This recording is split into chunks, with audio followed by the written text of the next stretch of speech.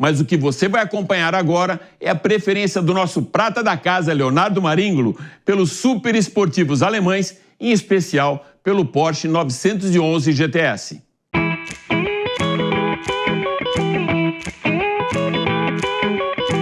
Meu caro Alex, sabe aquela história de hibridização e eletrificação? Pois bem, aqui a gente tem o primeiro 911 híbrido da história. Mas sabe o que é o mais impressionante? É que aqui a gente não tem um híbrido pleno, um híbrido plug-in ou até mesmo um híbrido leve como a gente costuma ver por aí. Aqui, como costumam dizer por aí, nós temos um híbrido Porsche. E o porquê disso? Porque aqui essa hibridização é para a gente ter mais potência. Então vem comigo que eu vou contar um pouco mais para vocês.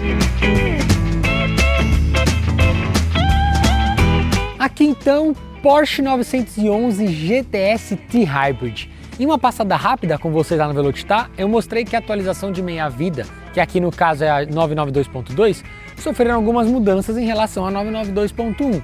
A gente teve então facelift, dianteira, traseira e lá no interior tanto o cluster quanto o botão aqui de start-stop.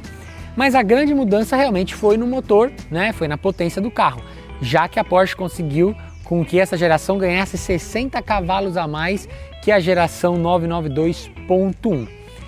E aqui a gente teve algumas mudanças, além, é claro, do motor que foi de 3.0 para o 3.6. Realmente, essa questão da hibridização, a gente tem dois pulos do gato aqui que a Porsche colocou.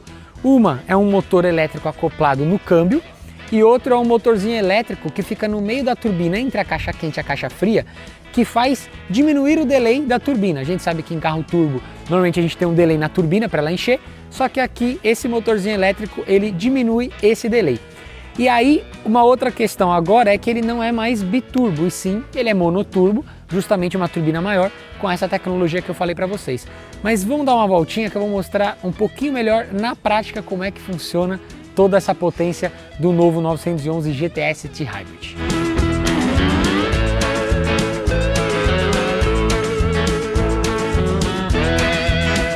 Então, uma das mudanças aqui internamente que eu falei é o painel aqui, o cluster, que agora está totalmente digital. Ele não tem mais aquele contagiros analógico aqui, que era totalmente físico, e as laterais apenas que eram telas e eram digitais. Eu ainda gosto muito da versão anterior. Acho que a Porsche poderia ter colocado isso como um opcional, Eu acho que não precisaria ter matado de uma vez, mas são escolhas. Ela diz que é por conta de reflexo e principalmente em 911 que estão na pista, a visualização para o piloto é mais fácil. E também a gente tem aqui a outra mudança, que é o botão Start-Stop, que não é mais aquela chavinha, que a gente estava acostumado a girar duas vezes. Ela se manteve apenas nas versões semipista, então GT3 e GT3 RS, pela facilidade de você já entrar no carro girando, mas eu também não acho nenhuma dificuldade a gente pegar e apertar aqui o botão, mas eu acho que logo logo aquela chavinha morre também nos GT3 e GT3 RS e vão adotar o padrão comum aí que a gente está acostumado a ver em qualquer carro com o botão físico mesmo, que é só a gente apertar, dar um clique, não precisa girar ela fisicamente. E é claro também que eu não poderia esquecer de uma das coisas mais legais que um conversível ou um cabriolé nos entrega, que é levantar esse teto e aproveitar essa vista com cabelos ao vento. E é uma diversão garantidíssima.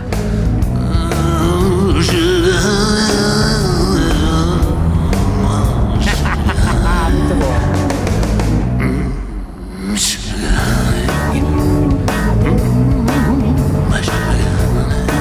Bom, vamos um pouquinho aqui de capota aberta, mas uma outra coisa que eu gosto muito nesse carro é que ele pode ser muito dócil no dia a dia. Então eu vou fechar aqui os flaps do escapamento. Pode ser muito silencioso. A gente consegue usar ele aí no nosso dia a dia para trabalhar, para fazer compras, para ir ao shopping, para dar um rolê, digamos assim, como esse no dia a dia.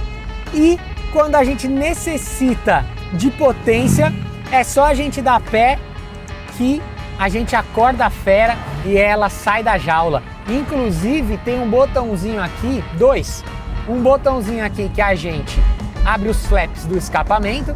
Então, quando eu digo que ele pode ser mais silencioso, a gente mantém fechado. Quando a gente quer ouvir aquele ronco mais gostoso, estridente, a gente deixa ele aberto.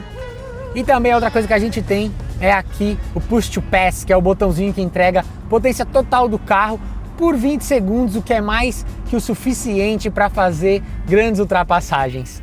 Agora, falando em preço, a grande questão aqui é a seguinte: o 911 GTS Hybrid, a versão Coupé, começa em R$1.180.000. Essa versão que a gente tá, ela custa R$100.000 a mais. Então ela começa na casa dos R$1.280.000, porém a gente tem aquela velha história que ninguém compra um Porsche no valor base. Então sempre vai ter alguma coisinha a mais, um opcional a mais. Nesse caso aqui a gente tem aí na casa dos R$90.000 de opcional, né? Entre farol full LED, entre ponteiras de escape, entre outros que somam R$90.000, e a gente chega a ter aqui um carro que custa aí na faixa de R$1.370.000.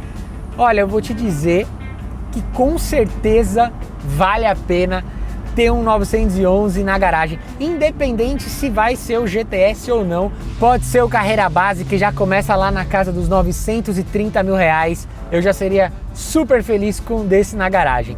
E é o que eu sempre digo, o assovio da turbina do 911 junto com esse motor 6 cilindros Boxer é um show à parte.